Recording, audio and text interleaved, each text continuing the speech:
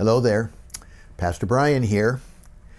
You know, I've often talked a lot about the end of the age, the prophecies in the Bible describing the end times and pointing out how close, how near we can be.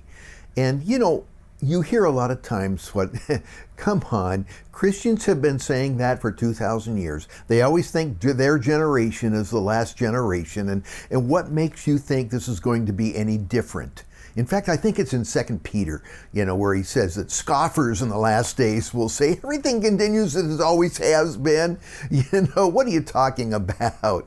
And so, there is a lot of scoffing about the end is near, but I'm convinced it is. And I thought I would like to tell you some of the main reasons I feel that way. And I would like I might take a little longer this time because I want to share with you the big reason, the big number one reason that makes this generation different from all the others up to this time. And it has to do with the modern nation of Israel. A fellow named William Blackstone wrote a book called Jesus is Coming back in 1908. That was 40 years before there was an Israel. And he says in that book, Israel is God's sundial.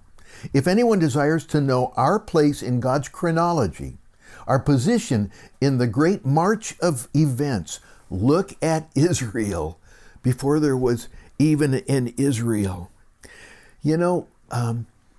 The prophet Ezekiel, in about 600 BC, I think beautifully summarized the story of Israel in one chapter, in chapter 36.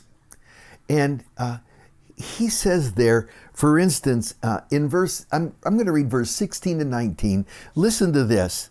He said, "Moreover, the word of the Lord came to me, saying, Son of man, when the house of Israel dwelt in their own land, they defiled it by their own ways and deeds. To me their way was like the uncleanness of a woman in her customary impurity.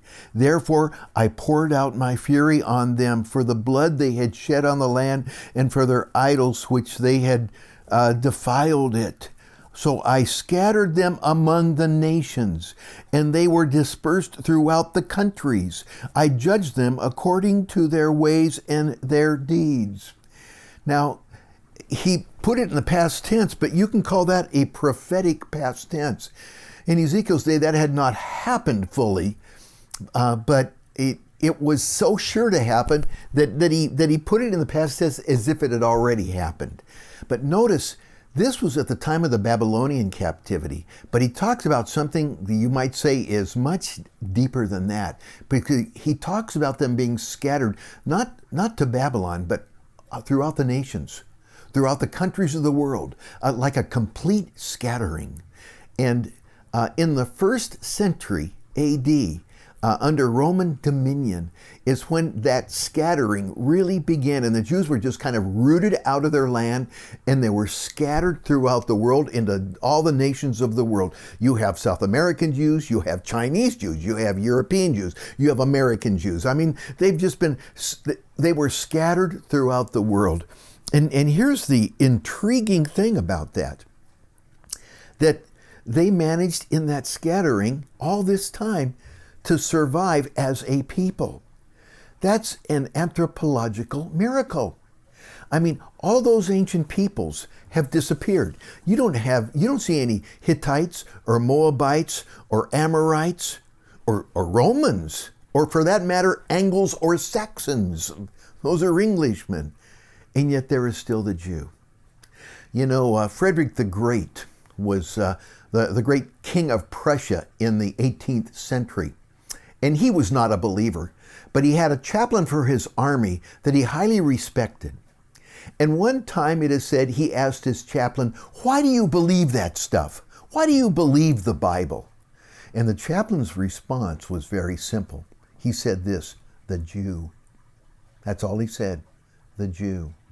The point was the fact that those people are still around, and that was the 18th century, and here we are in the 21st century, and they're still around, is a miracle. It's an impossibility outside the hand of God. You know, the Lord said in Jeremiah chapter 31, verse 3, he said, the Lord has appeared of old, saying, I have loved you with an everlasting love. And so he has proven that by their existence through the ages. He says there in verse 4, again then, the next verse, I will build you. You shall be rebuilt, O Virgin Israel. You shall again be adorned with tambourines and shall go forth in the dances of those who rejoice. In other words, God says, you're still around and I've got plans for you. Ezekiel 36 describes that. But first I want you to hear this. As they're scattered around, he says, in unbelief. In verse 20, he says of chapter 36, when you came into the nations, wherever they went, they profaned my holy name. When they said of them, these are the people of the Lord, and yet they have gone out of his land. In other words, you know,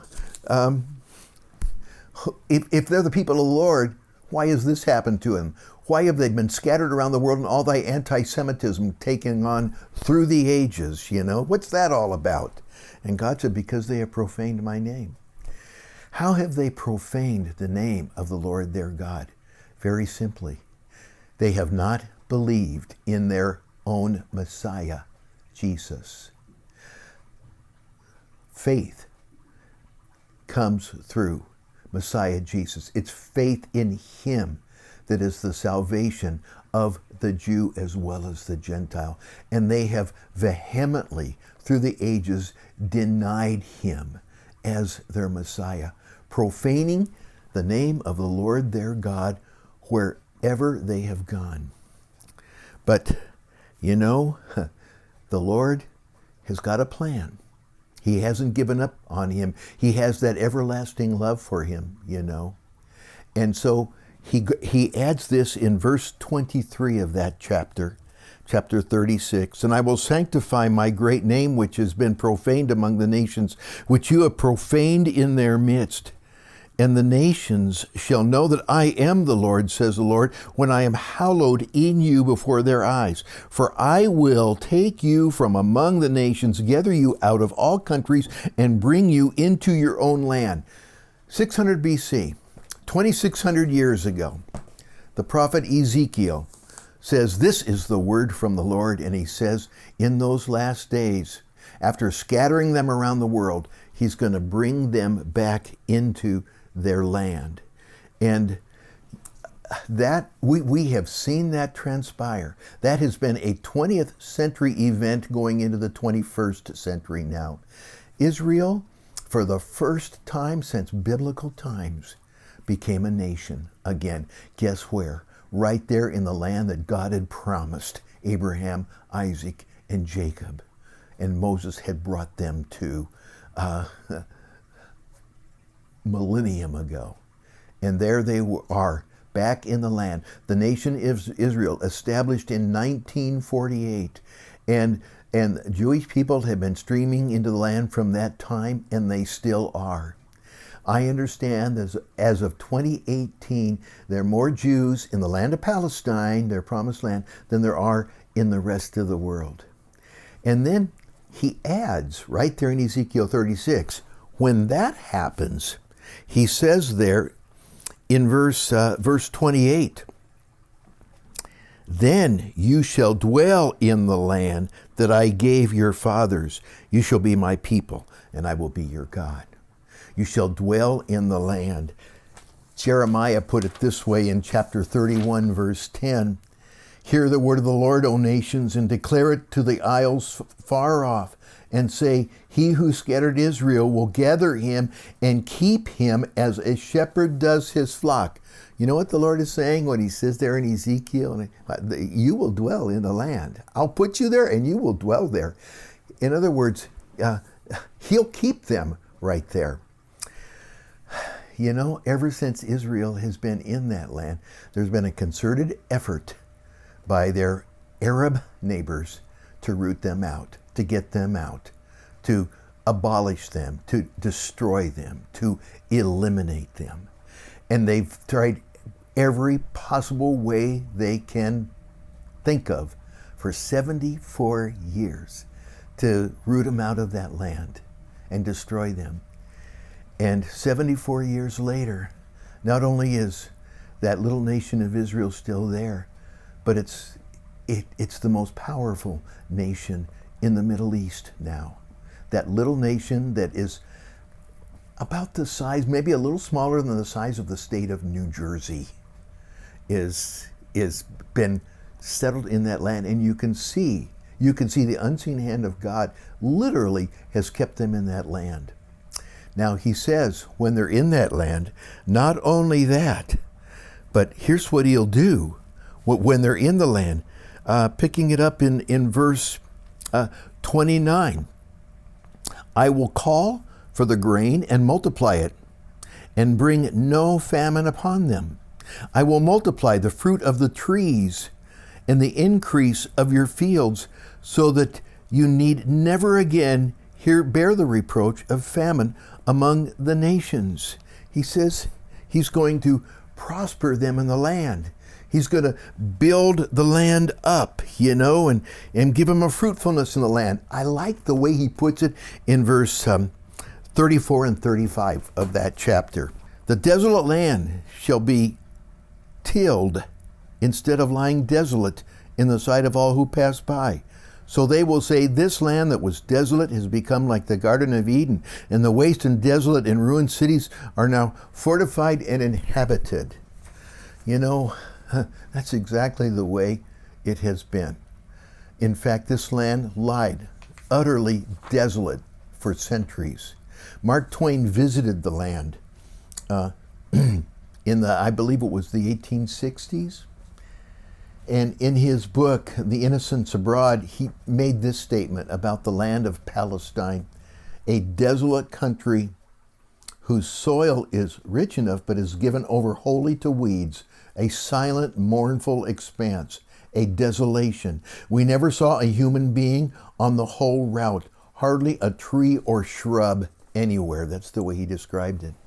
When I was in college, I took a geography class, and they had a chapter on Israel. And I love the way they prefaced that chapter. Israel, it says, is a prime example of how an absolutely desolate land can be taken and made productive again. And so the Lord says he's just going to do that. He's going to make it very productive. He talked about the fruit of the tree there. And Israel that little country is the #1 supplier of citrus fruit to the continent of Europe. He talked about the grain of the field just multiplying. Israel now is, last I heard, was 4th among the nations of the world in the production of produce and the exporting of it. They have been truly productive. And you talk about the cities being rebuilt and fortified. Not only Israel is repopulated and cultivated and rebuilt, but it's prospering economically, and it's on the cutting edge of technology, that little nation. So fulfillment of Ezekiel chapter 36 taking place right before our eyes. Brethren, this tells us we're in the last days.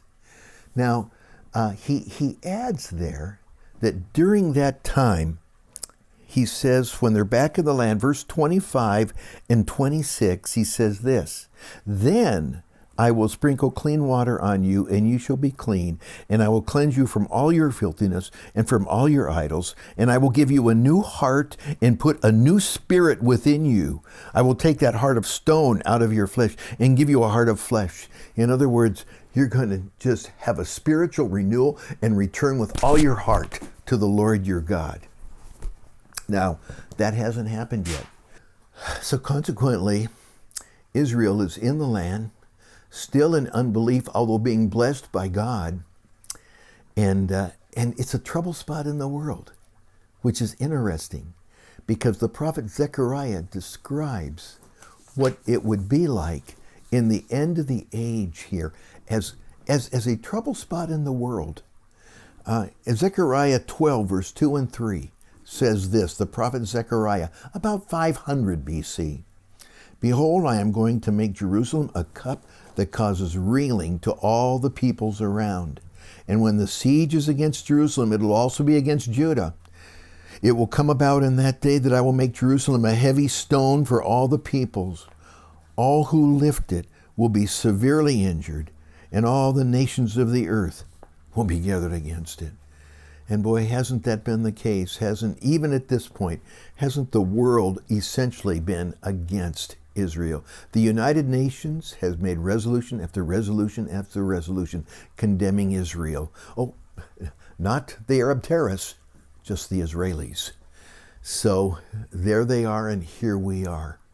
And there is a desperate need for a genuine peace to come about in the Middle East between the Arab nations and Israel, and that's desperately needed, and it hasn't happened yet.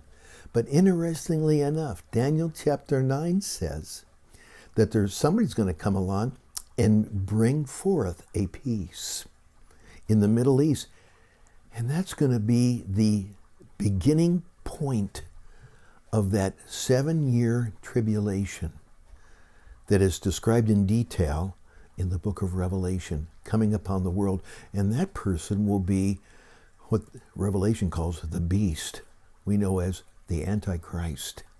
So it's like everything is set up for the events of Revelation and the end of this age to come about. And there's Israel right in place in the very condition that God prophesied 2,600 years before that it would be as we come into the end of this age. That's why now is different than it's ever been before. Now with that, you would think the other signs of the end times the Bible talks about would line up also. Well, guess what? They line up in spades right across the board. I'll talk more about that later. But I want you to know I'm going to be on a trip for a couple weeks here. So it'll be probably 3 weeks before I am able to add to this. So know that the Lord's coming is near. Don't know when, but sure, by all appearances, seems to be very near the way this world is going.